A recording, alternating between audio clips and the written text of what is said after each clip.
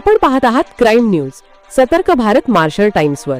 Ranjangaon MIDC पोलिसांनी शेतकऱ्यांच्या शेळी व बोकडे चोरी करणाऱ्या 2 चोरट्यांना अटक करत मोठे यश मिळवले आहे।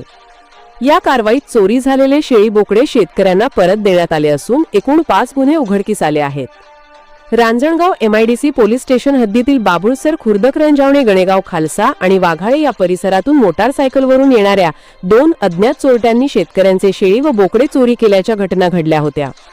या प्रकरणी बाबुळसर खुर्द येथील शेतकरी माणिक रामभाऊ काळे यांनी दिलेल्या फिर्यादीवरून गुन्हा दाखल करण्यात आला होता। तपासात अशाच प्रकारच्या एकूण 5 चोरीच्या गुन्ह्यांची नोंद असल्याचे निष्पन्न झाले। शेतकऱ्यांचे आर्थिक नुकसान होत असल्याने पोलीस निरीक्षक महादेव वाघमोडे यांनी गुन्हे उघडकीस आणण्यासाठी विशेष तपास पथक नेमले।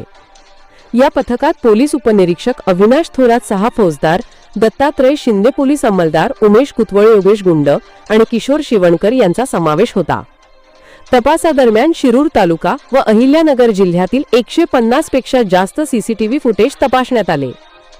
तांत्रिक विश्लेषणाच्या आधारे आरोपींचा शोध सुरू असताना पोलीस अंमलदार योगेश गुंड यांना बातमीदारामार्फत माहिती मिळाली की घिगवणवाडी परिसरातील 2 जण शेळी बोकडे चोरी करत आहेत। या माहितीच्या आधारे पोलिसांनी गणेश कैलास ब्राह्मणे वय 21 आणि सुनील अण्णाभाऊ माळी वय 24 दोघेही राहणार गव्हाणवाडी तालुका श्रीगोंदा जिल्हा अहिल्यानगर यांना अटक केली।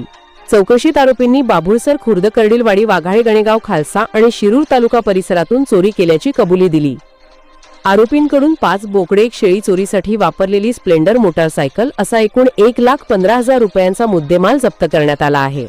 चोरी झालेली शेळी बोकडे शेतकऱ्यांना परत मिळाल्याने शेतकऱ्यांनी समाधान व्यक्त केले आहे। ही कामगिरी पोलीस अधीक्षक संदीप सिंह गिलप्पर, पोलीस अधीक्षक रमेश चोपडे, उपविभागीय पोलीस अधिकारी प्रशांत ढोले यांच्या मार्गदर्शनाखाली पार पडली आहे। पुढील तपास पोलीस हवालदार नितीन भोस, संदीप जगदाळे आणि नितेश हुडे करत आहेत। ही होती रांजणगाव MIDC पोलिसांची यशस्वी कारवाई। क्राईम न्यूज अपडेट पाहण्यासाठी पाहत रहा सतर्क भारत मार्शल टाइम्स पुणे।